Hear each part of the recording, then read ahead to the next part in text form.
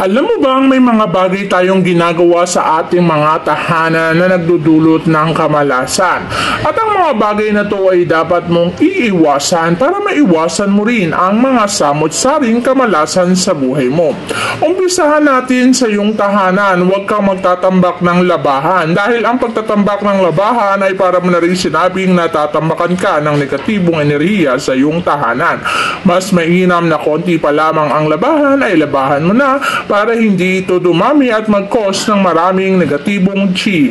Ang mga negatibong enerhiya na yan ay magdudulot kasi ng kamalasan kaya't huwag mong hayaan. Siyempre, pagdating naman sa pera, huwag na huwag kang magpapahiram ng pera lalo na at gabi na. Ang paglalabas ng kaperahan sa gabi ay magdudulot din ng matinding kamalasan.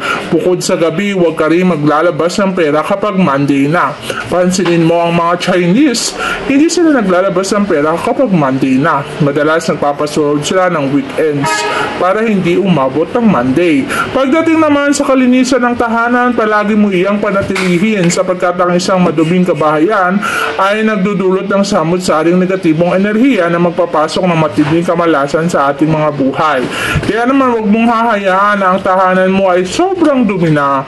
Kapag malinis ang tahanan, maraming positive siyang papasok at maraming blessing ang papasok sa tahanan. Pero ang samot-saming dumi sa tahanan ay magdudulot ng negatibong enerhiya kung saan ang negatibong enerhiya na yan ay maaaring magdulot din ng kamalasan kaya huwag mong hahayaan na ang negatibong enerhiya ang mamayani sa iyong buhay at sa iyong tahanan.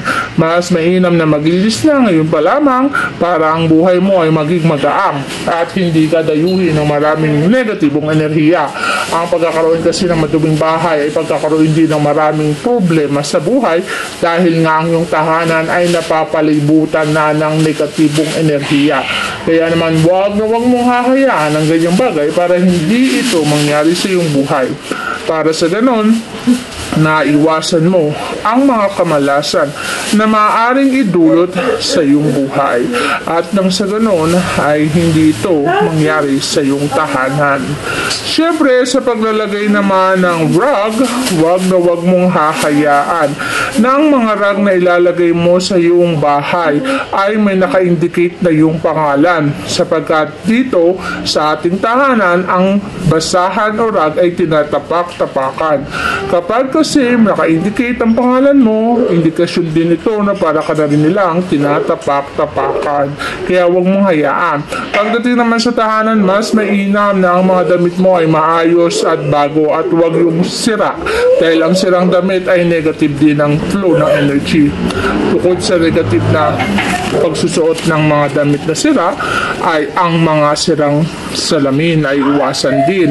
Mga basag, kahit plato man yan, kahit mga anumang bagay sa tahanan na basag, huwag mo na pagdikit-dikitin, itapon mo na yan at huwag mo nang bigyan ng importansya dahil ang mga basag ay malakas magpasok ng negative energy at kapag nagpasok yan ng negatibong enerhiya, ikaw din naman ang mamumblema bandang huli. Kaya alisin mo na yan sa tahanan mo. Siyempre, huwag mo ring hahayaan na meron kang orasan na hindi gumagana at basag-basag na. Ang orasan na hindi gumagana at basag-basag na ay magpapaisto o magpapa-stop din ang success o karir mo sa buhay. Kaya't ang ganitong bagay dapat mong iiwasan para maiwasan mo rin ang mga kamalasan na maaaring idulot nito sa iyong buhay. Kaya kung sira na ang orasan, paayos. Kung basag na, dapat mo na itong itapon. Pagdating naman sa harapan ng bahay o sa tapat ng ating mga halaman o kaya naman sa tapat ng ating bahay, iwasan mo ang mga poison arrow. Ito yung mga poste na direktang nakatapat sa iyong tahanan. Alam mo bang ang mga poste na yan ay sinasabing poison arrow na dulot sa atin ay kamalasan? Bukod sa poste, ang mga harang o mga basura na nasa tapat ng ating pintuan ay tinatawag din na poison arrow na nagdudulot din ng kamalasan. Ang mga poste o mga malalaking puno sa harapan ng bahay ay poison arrow din na matatawag. Kaya mas mainam na alisin o tanggalin o lagyan ng pangontra para iwas malas. Ang madilim na tahanan ay hindi rin maganda sapagkat ang isang lugar o tahanan man yan na madilim ay maraming na-attract na negatibong enerhiya at ayaw naman natin na maka-attract ng maraming negatibong enerhiya sa buhay natin. Kaya mas nanaisin natin na mamuhay sa isang tahanan na maliwanag at maayos sapagkat ang isang tahanan tahanan na maayos at maliwanag ay nagbibigay ng positibong enerhiya, kung saan kapag positibong enerhiya ang pumapasok sa iyong katawan ay mga positibo rin ang nagiging resulta. At kapag positibo ang naging resulta, ito'y magbibigay sa iyo ng magandang mga bagay. Kaya ayaw ko talaga, o wag mo talagang gagawin ng isang madilim na tahanan, dahil kalungkutan, paghihinagpis at problema sa pinansyal na aspeto ang maidudulot niyan sa buhay mo. Kaya iwasan mo rin ang mga tahanan na direktang nakatapat ang mga pintuan sa mga lugar na may nagbibigay ng kalungkutan, katulad ng sementeryo o kaya naman ay mga ospital.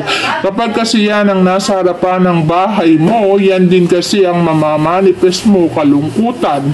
Kaya naman mas mainam na sa harapan pa lang ng pintuan ay wala ng mga ganyang bagay para maiwasan natin ang dulot nitong kalungkutan sa buhay.